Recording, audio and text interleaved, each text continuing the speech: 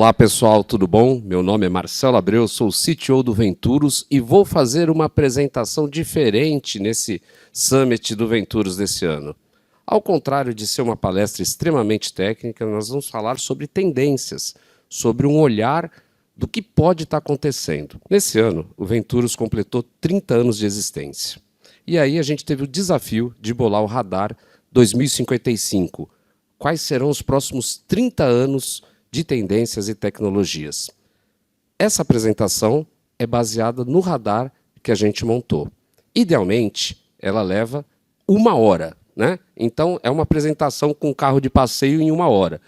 Para caber aqui no nosso Summit, a gente vai fazer com carro de corrida de Fórmula 1 e a gente vai fazer em 20 minutos, tá bom? Então, vamos começar. Vamos falar um pouco sobre tecnologias candidatas. É obviamente que é muito difícil a gente olhar para o futuro e saber tudo o que pode acontecer.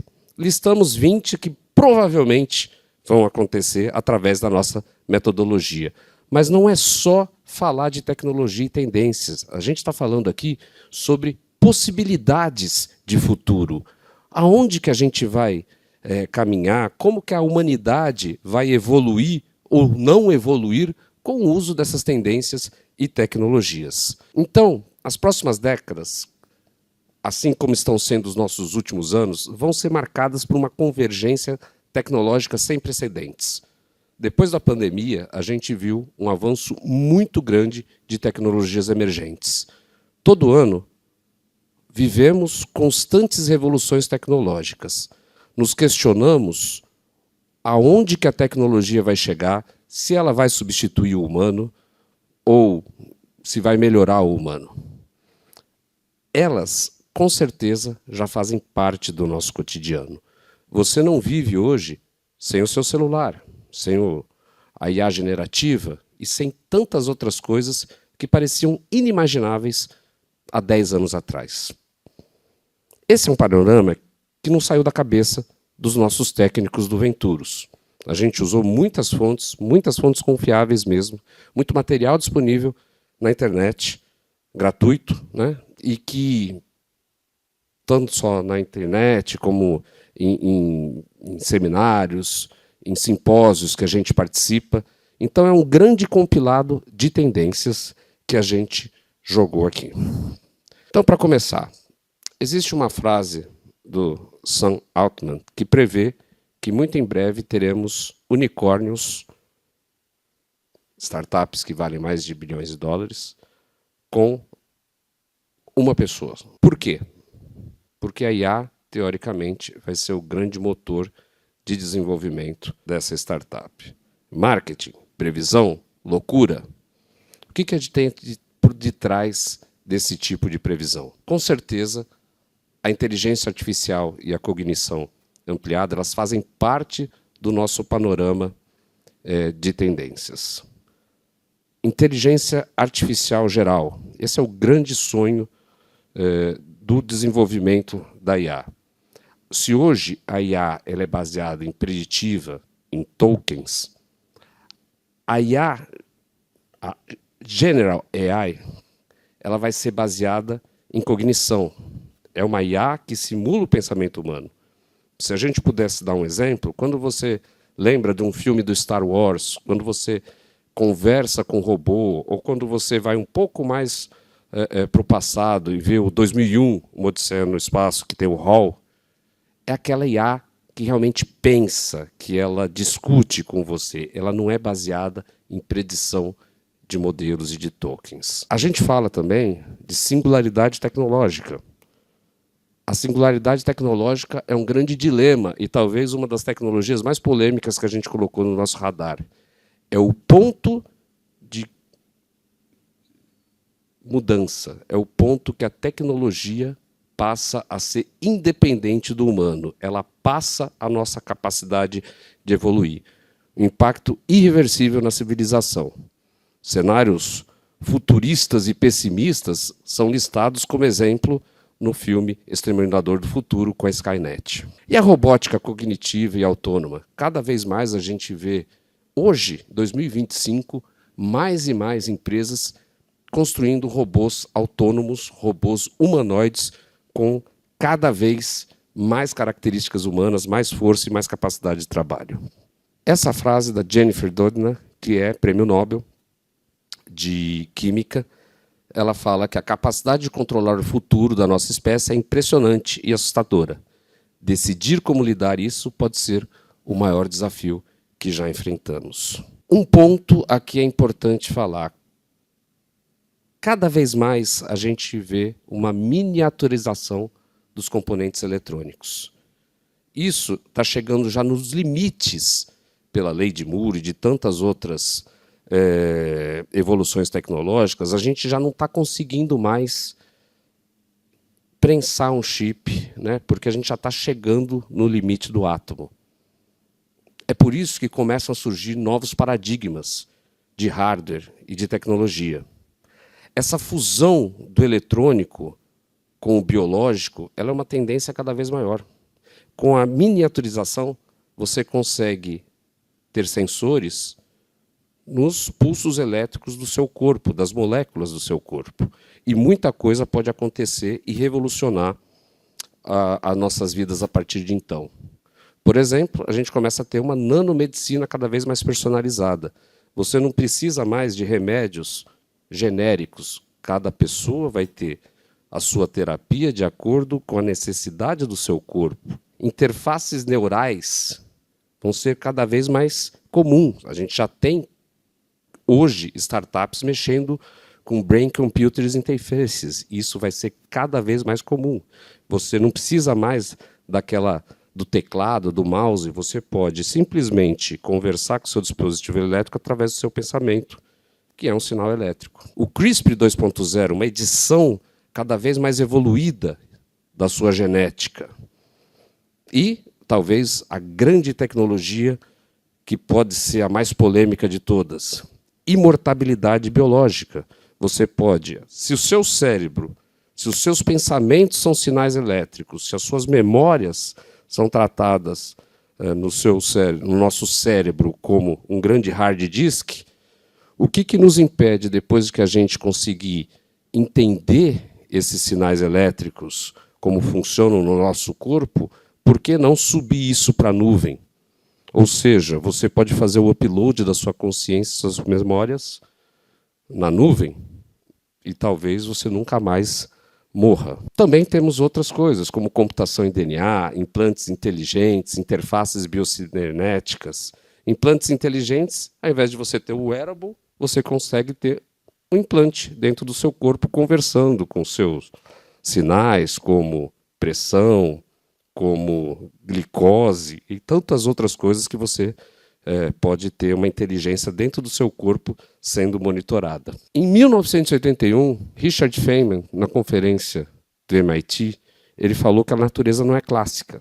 E se você quiser fazer uma simulação da natureza, é melhor que ela seja quântica. Dos anos 80 para cá, muita coisa evoluiu, mas a gente já vê grandes sinais de computação quântica. Se você acompanha as redes do Venturos, você vai ver que a gente fala de computação quântica há mais de 2 anos. Estamos falando no futuro da computação quântica escalável, existente, real, sendo usada no dia a dia das empresas, dos países e das pessoas.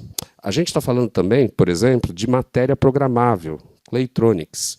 Imagine que para você fazer uma viagem espacial, você tenha que ter um componente, uma estrutura da sua aeronave que ela possa se recompor. Se ela toma uma pancada de um meteoro, ela é capaz de se regenerar.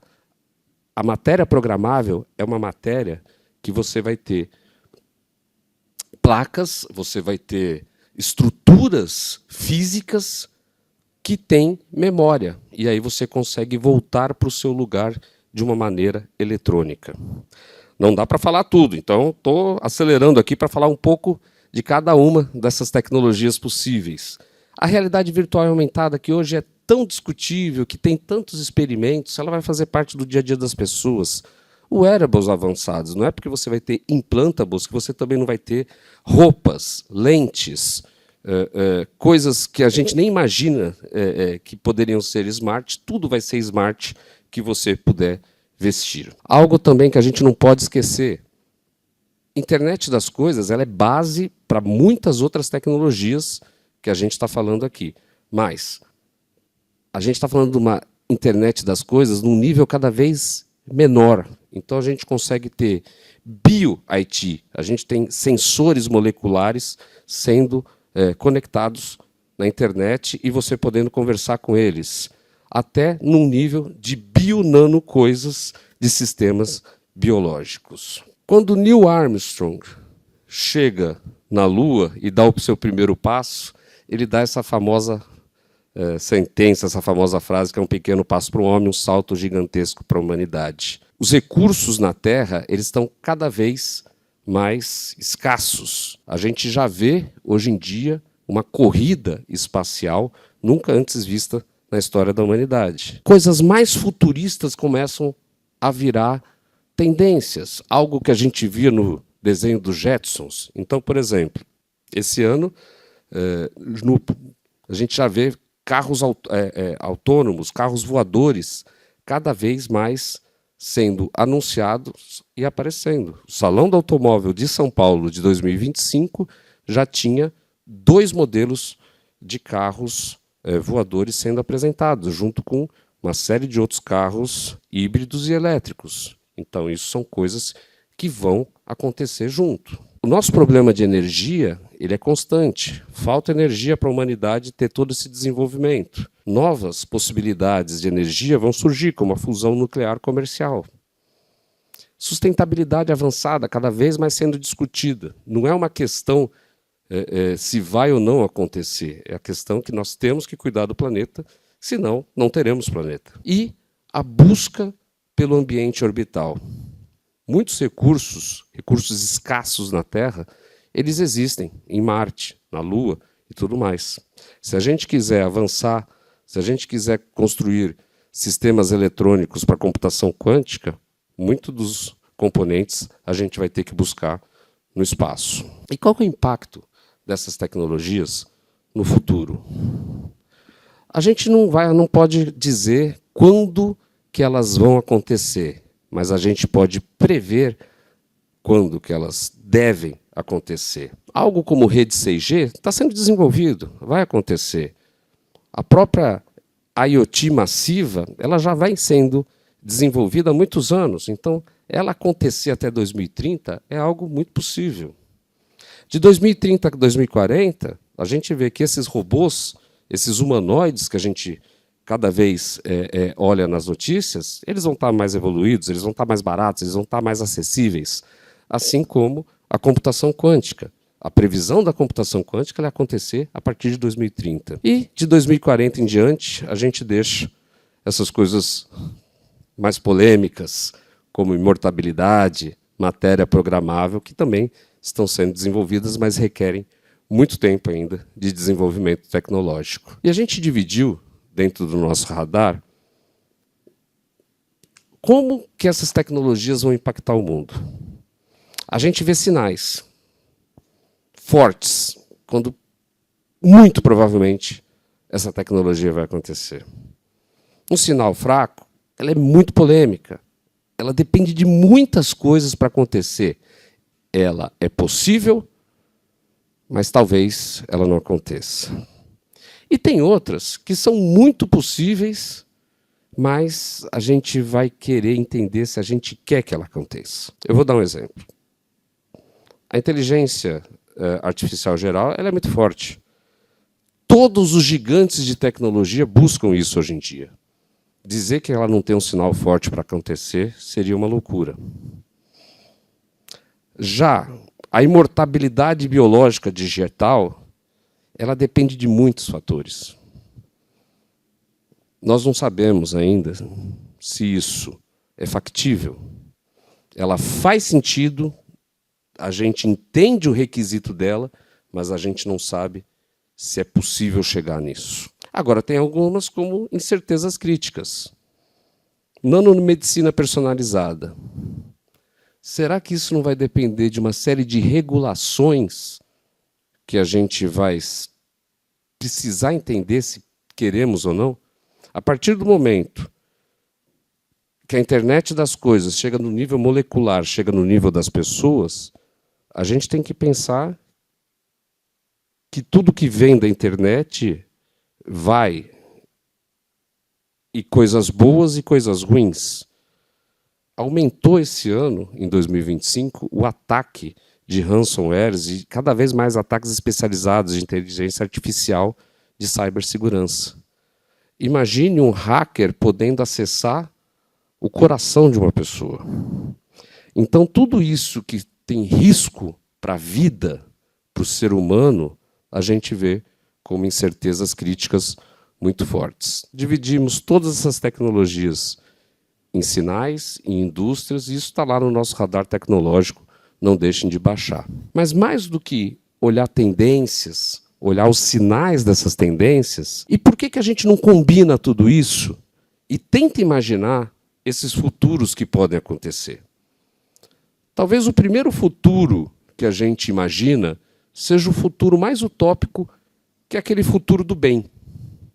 Então, eu trouxe uma cena aqui do filme Tomorrowland, onde, quem assistiu o filme sabe, você está num futuro distópico, né, onde tudo funciona, onde você tem uma sustentabilidade altamente avançada, a gente vê robôs andando na rua junto com humanos, aquela robótica avançada que a gente falou, os carros voadores.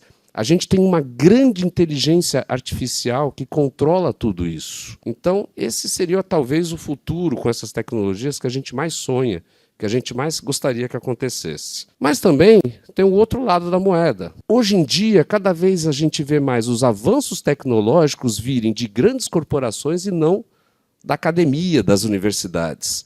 Empresas estão se tornando cada vez mais poderosas que próprios países. E se esse caminho que as gigantes tecnológicas estão levando distanciar ainda mais e aumentar a desigualdade que a gente tem no mundo? Esse filme, o Elysium, ele fala sobre os ricos do planeta morando numa estação espacial, aquilo que a gente comentou lá, da exploração do espaço, mas também a gente tem implantes inteligentes, a gente tem carros voadores. Muitas daquelas tecnologias que a gente viu e citou, elas também estão aqui presentes. E tem também o que a falta de regulação e a falta de ética pode nos proporcionar. A gente discute muito, a gente vive um mundo que já se discute a regulação de IA. Vai ter a regulação do blockchain, já se começa a discutir em países europeus.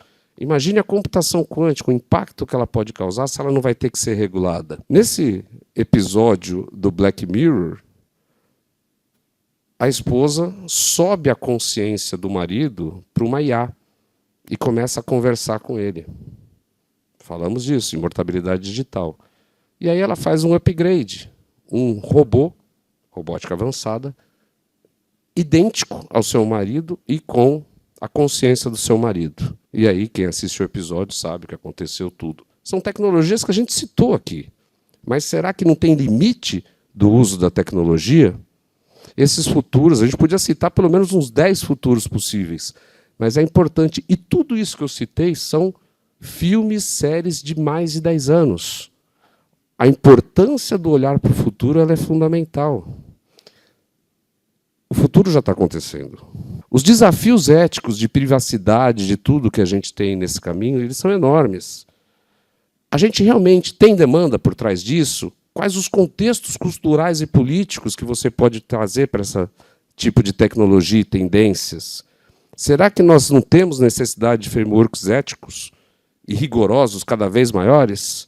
A gente precisa começar a implementar padrões globais de segurança, de cyber e de tudo. Talvez algumas organizações que hoje são apagadas, como a ONU, elas tenham que ter um papel um pouco mais importante para regular tudo isso. Agora, tudo isso que a gente falou, vamos imaginar o impacto disso na humanidade. Talvez o humano vai começar a viver uns 200 anos, com toda essa nanotecnologia, medicina que a gente vê. Os robôs, será que não vão ser cada vez mais seres conscientes e talvez sejam o novo Homo sapiens ou o Homo sapiens 2.0? A memória coletiva, ela pode começar a ser compartilhada na internet, junto com todas as informações.